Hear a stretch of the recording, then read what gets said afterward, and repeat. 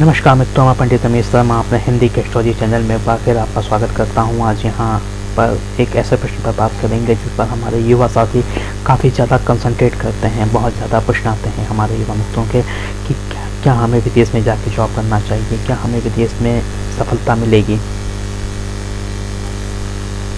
विदेश में जाने पर क्या हमारा वहाँ सेटलमेंट हो जाएगा या फिर हमें वापस लौट के आना पड़ेगा। ये सारे प्रश्न आपके ट्रेवल से संबंधित या फिर देश से संबंधित हमारे पास बहुत ज़्यादा मात्रा में आते हैं।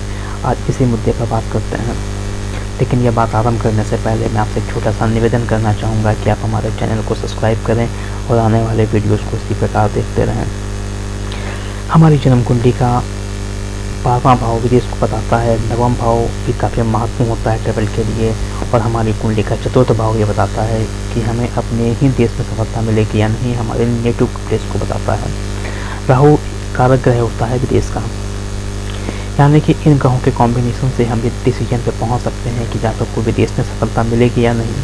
लेकिन एक बात और याद रखिए, कभी कभी ऐसा भी होता है कि 12वां भाव बहुत स्ट्रांग है, एस्ट्रोलॉजर आपसे कहते हैं भैया जाओ पासपोर्ट बनवा लो, वीज़ा बनवा लो, विदेश चले जाओ, लेकिन ऐसा नहीं होता है।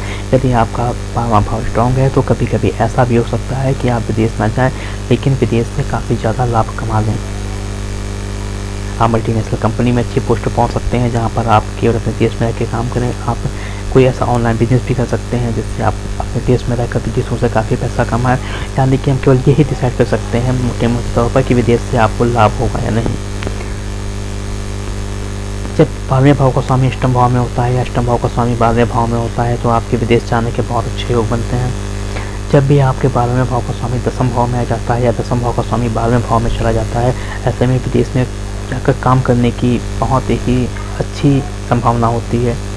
जब भी 12वें भाव का स्वामी 9वें भाव में होता है या 9वें भाव का स्वामी 12वें भाव में होता है, ऐसे में भी आपके बाहर जाने की संभावना बहुत ज़्यादा बन जाती है। जब जब आपका चतुर्थ भाव कमजोर होता है तो ऐसे में आपको अपने देश में सफलता मिलने की संभावना कम होती है, और तो ऐसे में भी आप विदेश जाकर काम कर सकते हैं। अब कितने लंबे समय तक आप विदेश में रहेंगे ये चीज़ें डिपेंड करती हैं आपकी चल रही दशाओं के ऊपर। लेकिन यदि आपका 12वां भाव कमजोर है तो आप विदेश जाने से बचें, क्योंकि हो सकता है वहाँ पर आपको प्रॉब्लम्स का सामना करना पड़े।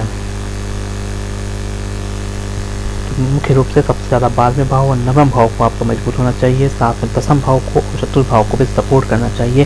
तभी आप विदेश में जाकर नाम कमा सकते हैं, पैसा कमा सकते हैं, वहाँ पर जाकर सेटल हो सकते हैं। मित्रों, यदि आप मेरे से कोई प्रश्न पूछना चाहते हैं तो ईमेल के माध्यम से कॉन्टेक्ट कर सकते हैं। एक बार फिर मैं आपसे छोटा सा निवेदन करूंगा कि आप हमारे चैनल को सब्सक्राइब करें और इसी प्रकार आने वाले वीडियोस को देखते रहें। धन्यवाद।